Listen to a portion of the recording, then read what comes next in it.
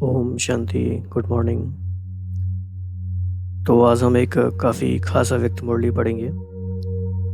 ब्राह्मण जीवन का श्रृंगार, स्मृति, वृत्ति और दृष्टि की स्वच्छता।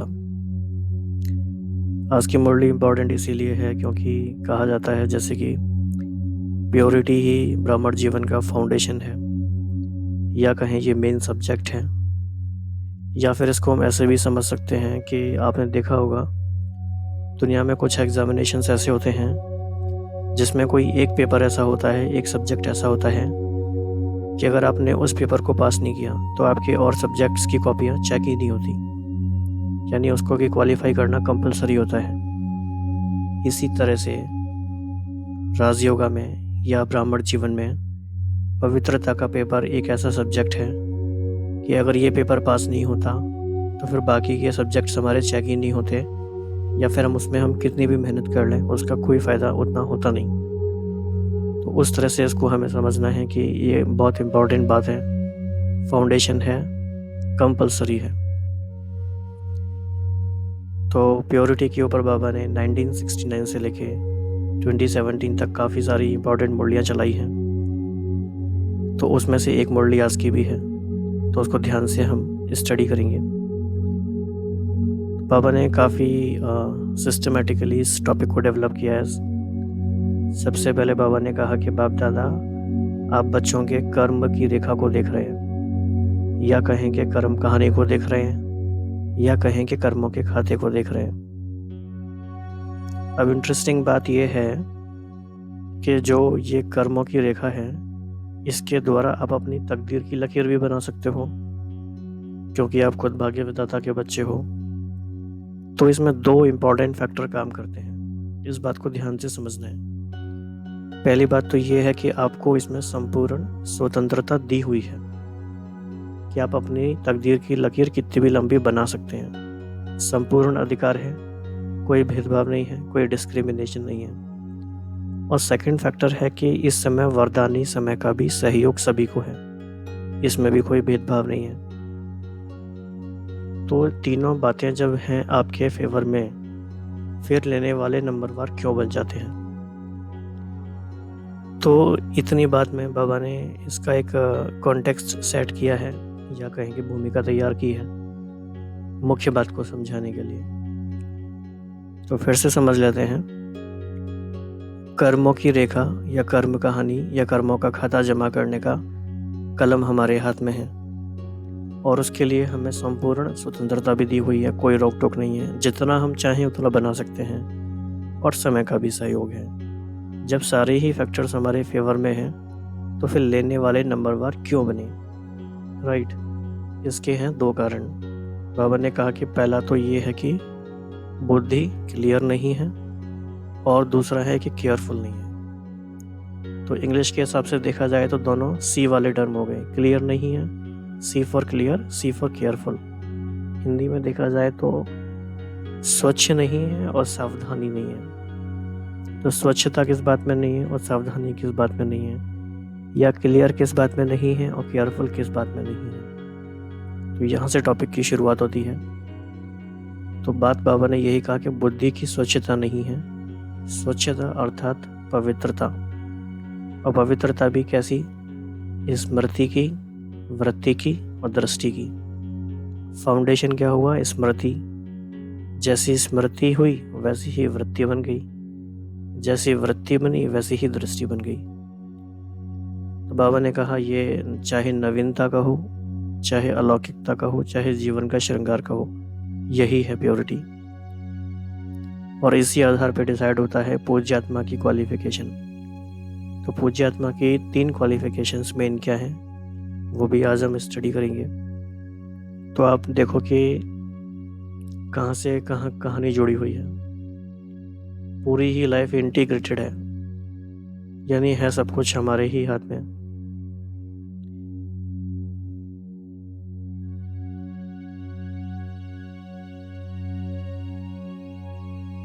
इसके बाद देखेंगे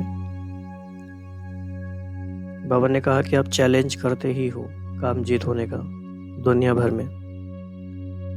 और बाबा ने फिर ये भी कहा कि अगर इस बात में थोड़ा भी अलबेलापन आता है तो ध्यान रखना चाहिए कि देह की तरफ दृष्टि जाना ये महापाप है। आप सोचो कि ये कितना रेयर होता है कि बाबा किसी चीज़ के बारे में इतना स्ट्रॉन्ग कमेंट करें। तो बाबा ने कहा कि ये महापाप है 3 बार। तो फिर उपाय क्या है, सॉल्यूशन क्या है, क्या करें, कैसे हम दृष्टि को बदलें? बाबा ने 2-3 तरीके बताए हैं, काफ़ी सिंपल। पहली बात ये है कि जो भी संपर्क में आपके ब्राह्मण भाई बहन आते हैं उनको देखना है त्यागी और तपस्वी की दृष्टि से। कोई भी भाई बहन जो संपर्क में आते हैं उनको देखना है त्यागी और तपस्वी की दृष्टि से। तो जब ऐसे देखेंगे तो फिर दृष्टि खराब नहीं होगी। दूसरी बात बाबा ने कहा कि कई बार क्या होता है ना कि जब भी कोई खराब संकल्प आता है तो हम दूसरी बातों पे या सिचुएशंस पे, माहौल पे, परिस्थिति पे डाल देते हैं। बाबा ने कहा नहीं, इसमें आपको सोचना है कि मैं दोषी हूँ, मैं रिस्पॉन्सिबल हूँ इसके लिए। तो जब अपने आप को दोषी समझेंगे तो अपने आप को सुधार करने का भी सोचेंगे। फिर बाबा ने एक और बात कही कि जैसे दुनिया में भी जो लौकिक ब्राह्मण होते हैं उनकी निशानी क्या होती है, जनेऊ और चोटी। उसी प्रकार से सच्चे ब्राह्मणों की निशानी है पवित्रता और मर्यादाएं। यानी पवित्रता नहीं है और मर्यादाएं नहीं है तो माना कि ब्राह्मण ही नहीं है। तो उस तरह की आज काफ़ी डीप मुरली है, मेन सब्जेक्ट की मुरली है। तो इन सारी ही बातों को हम एकाग्रचित होकर पढ़ेंगे। और आपको ये करना है क्योंकि बहुत सारे भाई बहनों के बहुत सारी बातों के फ़ोन वगैरह आते रहते हैं। तो कई भाई बहन पूछते हैं कि हम मुरली को कैसे याद रखें या कैसे मनन चिंतन करें। तो वैसे तो ये बहुत सिंपल बात है, आप ऐसा कर सकते हैं। आज की मुरली से आप कोई भी 10 इम्पॉर्टेंट पॉइंट्स निकाल के अपनी कॉपी में नोट करिए। कुछ भी नहीं समझ में आता है तो एटलीस्ट आप ये कर सकते हैं। 10 महावाक्य बाबा की मुरली से, हर एक मुरली से नोट करने हैं और फिर उन महावाक्यों पर बार बार पढ़ के चिंतन करना है। तो फिर शुरू करते हैं। तो स्वच्छ, पवित्र, श्रेष्ठ तथा पूज्य बनाने वाले परम पवित्र अव्यक्त बाप दादा बोले, आज बाप दादा सभी ब्राह्मण बच्चों के श्रेष्ठ कर्म की रेखा देख रहे हैं, जिस कर्म की रेखा द्वारा ही वर्तमान और भविष्य तकदीर की लकीर खींची जा रही है।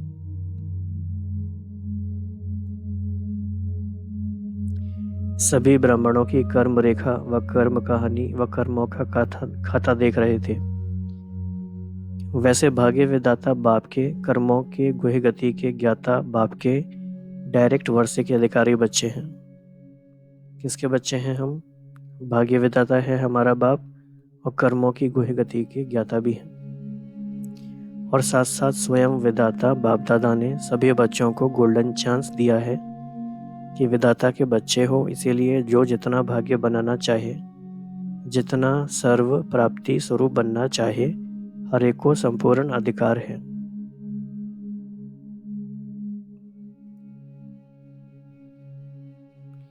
अधिकार देने में नंबर नहीं है, फ्रीडम है अर्थात संपूर्ण स्वतंत्रता है।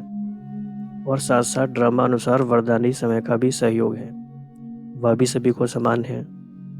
फिर भी इतना गोल्डन चांस मिलते बेहद की प्राप्ति को भी नंबरवार की हद में ला देते हैं। बाप भी बेहद का, वर्षा भी बेहद का, अधिकार भी बेहद का, लेकिन लेने वाले इसमें नंबरवार बन जाते हैं। ऐसा क्यों? तो इस बात को समझने के लिए हमें अपने आप से ये पूछना चाहिए अभी कि जब से हम बाबा के बने तब से क्या हमने समय को और इस अपॉर्चुनिटी को ऐसे यूज़ किया है कि हमने बेस्ट पॉसिबल एफर्ट किया है, या कुछ ऐसे मन्ने बहाने बनाए हैं कि जैसे था वैसे चलता रहा और हम उसे जस्टिफाई करते रहे। हमने बेहद का वर्षा नंबर 1 के हिसाब से नहीं लिया। तो ऐसा क्यों है?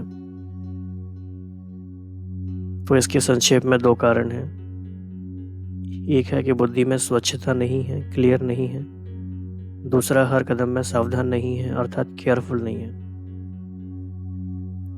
इन 2 कारणों से नंबरवार बन जाते हैं। कैसे? मुख्य बात स्वच्छता की है। इसको ही पवित्रता व पहले विकार पर जीत कहा जाता है।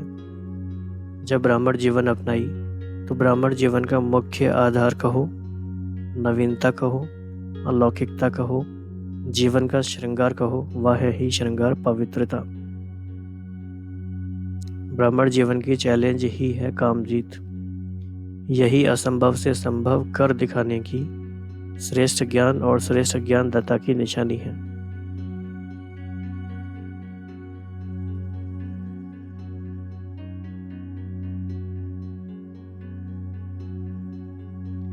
जैसे नामधारी ब्राह्मणों की निशानी चोटी और जनेऊ है, वैसे सच्चे ब्राह्मणों की निशानी पवित्रता और मर्यादाएं हैं। जन्म की व जीवन की निशानी वह तो सदा कायम रखनी होती है ना।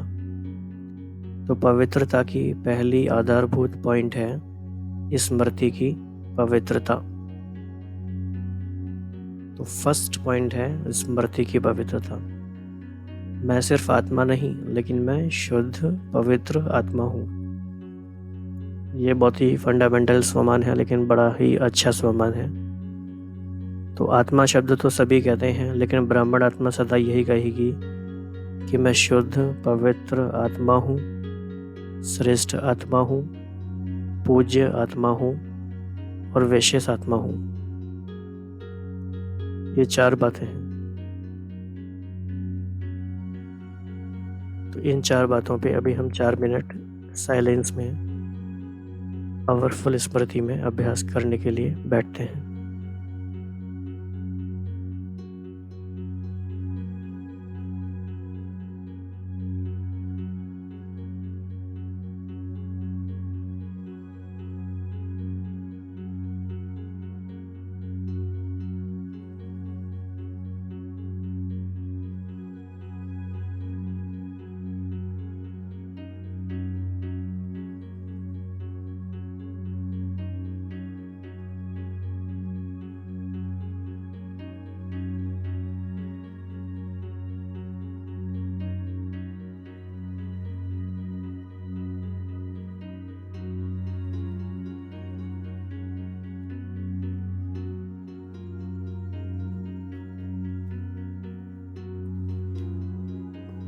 तो फिर बाबा पूछ रहे हैं, तो पहला आधार मजबूत किया है, यह ऑक्यूपेशन सदा स्मृति में रहता है। जैसा ऑक्यूपेशन वैसा कर्म स्वतः होता है। पहले स्मृति की स्वच्छता चाहिए, उसके बाद वृत्ति और दृष्टि। जब स्मृति में पवित्रता आ गई कि मैं पूज्य आत्मा हूँ, तो पूज्य आत्मा का विशेष गायन क्या है?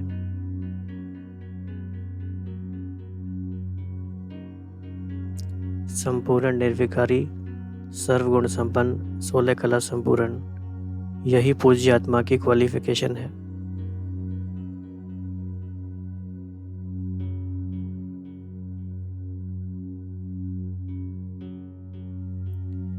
तो वह स्वतः ही स्वयं को और सर्व को किस दृष्टि से देखेंगे? चाहे अलौकिक परिवार में, चाहे लौकिक परिवार कहो, वह लौकिक स्मृति में रहने वाली आत्माएं कहो, सभी के प्रति परम पूज्य आत्माएं हैं। वह पूज्य बनाना है, यही दृष्टि में रहे। अगर अलौकिक हैं तो क्या दृष्टि रहेगी कि यह परम पूज्य आत्माएं हैं, और मान लीजिए लौकिक में हैं तो क्या दृष्टि रहेगी कि इनको पूज्य बनाना है। तो पूज्य आत्माओं अर्थात अलौकिक परिवार की आत्माओं के प्रति अगर कोई भी अपवित्र दृष्टि जाती है तो यह स्मृति का फाउंडेशन कमजोर है, और यह महापाप है। तो ये लाइन तो बिल्कुल आप नोट कर लीजिए कि अगर किसी ब्राह्मण भाई या बहन के प्रति कोई अपवित्र दृष्टि जाती है तो यह महापाप है।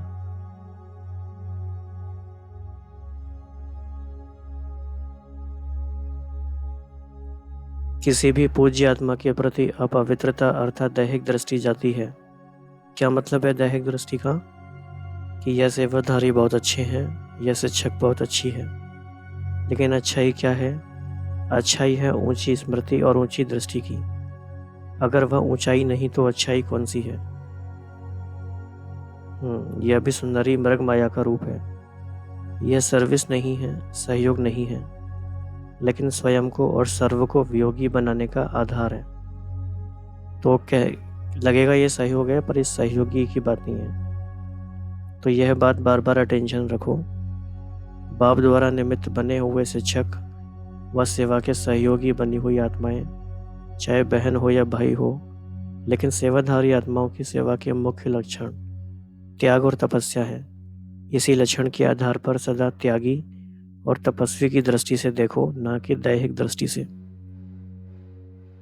तो श्रेष्ठ परिवार है तो सदा श्रेष्ठ दृष्टि से रखो।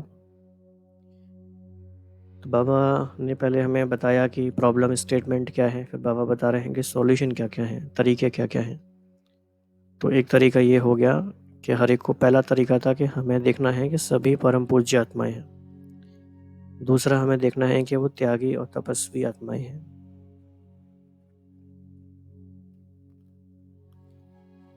क्योंकि यह महापाप कभी प्राप्ति स्वरूप का अनुभव करा नहीं सकता। सदा ही कोई ना कोई कर्म में, संकल्प में, संबंध संपर्क में डिफेक्ट या इफेक्ट इसी उतराई और चढ़ाई में चलता रहेगा। कभी भी परफेक्ट स्थिति का अनुभव नहीं कर सकेगा। तो जैसे कि हमने बात की थी कि राइमिंग वर्ड्स मुरली में हमें याद रखने हैं, तो कौन कौन से हैं? डिफेक्ट, इफेक्ट और परफेक्ट। अगर दृष्टि हमारी ठीक नहीं है तो डिफेक्ट या इफेक्ट होगा और परफेक्ट नहीं होंगे। कितना सिंपल है ना, ये भी नोट कर सकते हैं। इसीलिए सदा याद रखो, पूज्य आत्मा के बदले पाप आत्मा तो नहीं बन गए। इसी एक विकार से और विकार स्वतः ही पैदा हो जाते हैं। कामना पूरी ना हुई तो क्रोध साथ ही पहले आएगा। इसीलिए इस बात को हल्का नहीं समझो, यह बहुत सूक्ष्म बात है। इसीलिए इसमें अलबेले मत बनो। बाहर से शुभ संबंध है, सेवा का संबंध है। इस रॉयल रूप के पाप को बढ़ाओ मत। तो क्या करते हैं? कुछ भी गड़बड़ हम करते हैं ब्राह्मण जीवन में, तो सबसे आसानी से छूटने का उपाय है, कहते थे सेवा है, सेवा के लिए किया। तो सेवा के नाम पे गड़बड़ नहीं करना है, चाहे कोई भी दोषी हो इस पाप के लिए, इस पाप के, लेकिन दूसरे को दोषी बनाए, स्वयं को अलबेले मत बनाओ। कहेंगे ना, उन्होंने हमें बुलाया तो हम उनसे बात किए, हम गए, या उन्होंने ऐसा कहा तो हमने किया। तो बाबा ने कही सारी बातें बहानेबाजी। मैं दोषी हूँ, जब तक यह सावधानी नहीं रखेंगे तब तक महापाप से मुक्त नहीं हो सकेंगे। किसी भी प्रकार का मनसा संकल्प का व बोल का व संपर्क का विशेष झुकाव होना यह लगाव की निशानी है। अब आप सोचो कि बड़ी बड़ी बातें तो ठीक है, लेकिन इतनी छोटी इतनी भी बात, झुकाव होना भी, ये भी लगाव की निशानी है। और कुछ नहीं करते हैं, सिर्फ बात करते हैं, यह बातों का झुकाव भी लगाव की परसेंटेज है। चाहे सेवा के सहयोग की तरफ भी विशेष झुकाव है, यह भी लगाव है। सेवा के सहयोग की तरफ भी विशेष झुकाव है तो भी लगाव है। और जब कोई भी इशारा मिलता है तो इशारे को इशारे से ख़त्म कर देना चाहिए। अगर जिद करते हो और सिद्ध करते हो, स्पष्टीकरण देने की कोशिश करते हो, इससे समझो कि स्पष्टीकरण अपने पाप की करते हो। तो basically what we are trying to justify is our sin only. तो बात की नहीं करते हो, पाप की लकीर और लंबी करते जाते हो। इसीलिए जब है ही विश्व परिवर्तन के कार्य में, तो स्व परिवर्तन कर लेना यही समझदारी का काम है। मतलब कि बाबा कहना चाह रहे हैं कि जस्टिफाई करके, बहाने बना के उस बात को बढ़ा क्यों रहे हो, उसे फिनिश करो। अगर इशारा मिला है तो, अगर कुछ नहीं है तो नहीं कर दो ना। मीन्स स्व परिवर्तन कर बात का नाम निशान खत्म कर दो। यह क्यों, ऐसा क्यों, यह तो चलता ही है। यह वायुमंडल की अग्नि में तेल डालना है, आग को भड़काना है, बात को बढ़ाना है। इसलिए फुल स्टॉप लगाना चाहिए। है व नहीं है कि बहस में नहीं जाओ, लेकिन संकल्प बोल और संपर्क में परिवर्तन लाओ। ये है विधि इस पाप से बचने की। तो समझा, ब्राह्मण परिवार में यह संस्कार नाम निशान मात्र ना रहे। अच्छा, फिर सुनाएंगे कि क्रोध महाभूत क्या है। तो एक्चुअली टीचिंग के मेथड में ये बात भी बड़ी अच्छी होती है कि टीचर हमेशा क्लास को ऐसी जगह एंड करे कि वो ये भी बताए कि अगली बार हम क्या पढ़ेंगे, या उसका इशारा दे। तो बाबा इस विधि को भी हमें समझाते हैं, फॉलो करते हैं। बाबा हमारी पास्ट की मुरलियों के संग भी कनेक्ट करते हैं, और आने वाले टाइम में बाबा क्या बताएंगे वो भी बताते हैं। तो यही विशेष अटेंशन देने की बातें हैं। जो भी आए हो विशेष बल भरने आए हो। आपको मुरली पढ़ने से आइडिया लग गया होगा कि ये मुरली बाबा ने किसके सामने चलाई है। तो बाबा के सामने कुमार कुमारियों के ग्रुप बैठे हैं, तो बाबा ने उन्हीं के अनुसार टॉपिक को भी लिया है। Although it is important for all.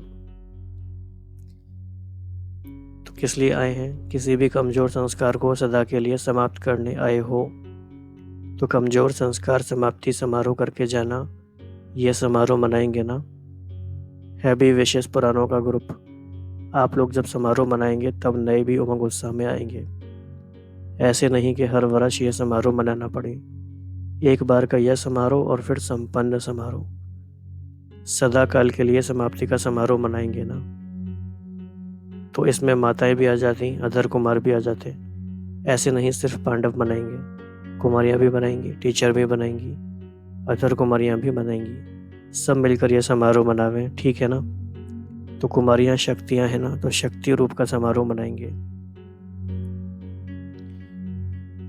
तो बाबा ने सबकी तरफ इशारा कर दिया कि कोई ये ना समझे कि सिर्फ हमसे कहा, उनसे ना कहा। अच्छा जी, याद प्यार।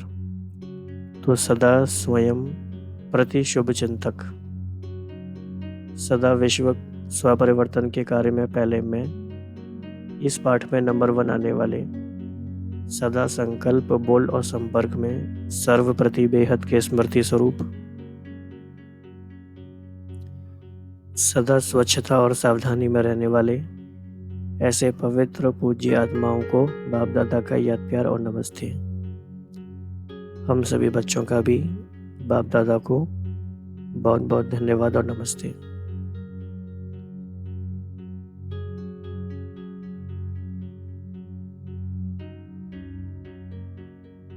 तो विदाई के समय आजकल आप देख रहे होंगे बाबा पिछले 3-4 दिनों से सुबह तक रहते हैं, और सुबह बाबा गुड मॉर्निंग करके ही विदा लेते हैं। तो सर्व चारों ओर की श्रेष्ठ आत्माओं को व विशेष आत्माओं को बाप दादा मधुबन वरदान भूमि में सम्मुख देखते हुए याद प्यार दे रहे हैं, और सभी से गुड मॉर्निंग कर रहे हैं। गुड मॉर्निंग अर्थात सारा दिन ऐसा ही शुभ और श्रेष्ठ रहे, सारा दिन इसी याद प्यार की पालना में रहे।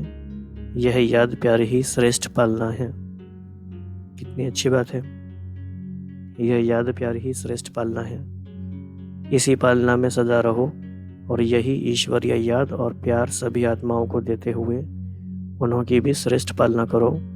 याद प्यार पालना का झूला है, जिस झूले में पालना होती है। और गुड मॉर्निंग को शक्तिशाली अमृत कहो, औषधि कहो व श्रेष्ठ भोजन कहो, जो भी कहो, ऐसे शक्तिशाली बनाने की गुड मॉर्निंग है और पालना का याद प्यार का झूला है। तो बाबा ने आज गुड मॉर्निंग को 3 बातें बताया। शक्तिशाली अमृत है, औषधि है और श्रेष्ठ भोजन है।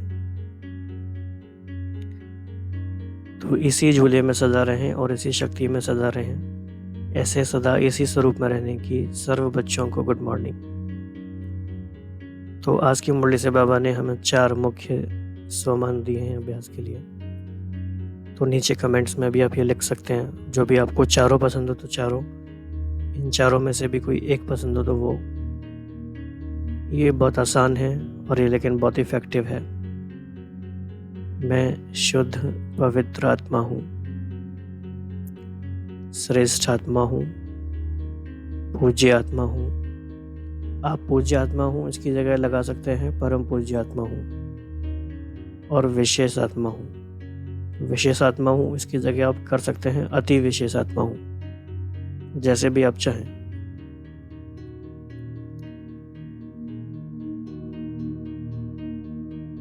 तो एक बात हमें अपनी मन बुद्धि में फिर से लेकर आनी चाहिए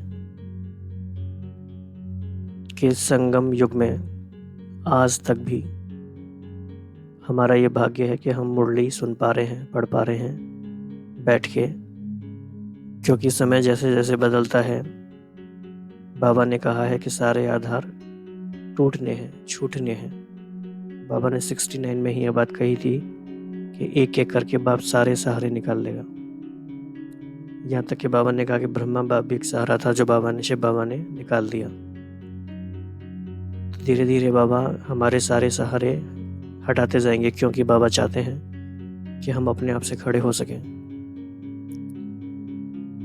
तो ये भी हमारा भाग्य है संगम युग में कि अभी तक भी हम शांति से बैठ के प्यार से मुरली सुन पाते हैं, पढ़ पाते हैं। जैसे जैसे समय बदलेगा, परिस्थितियां बदलेंगी, और धीरे धीरे क्योंकि हम सत्युग की तरफ आ रहे हैं, तो कुछ सालों बाद या कुछ समय बाद, जब भी जैसे भी होगा, कुछ दिनों की, कुछ महीनों की, कुछ सालों की बात है ये मुरली, फिर हम सत्युग में जाएंगे तो मुरली नहीं पढ़ेंगे ना, तब तो भूल जाएंगे सब कुछ।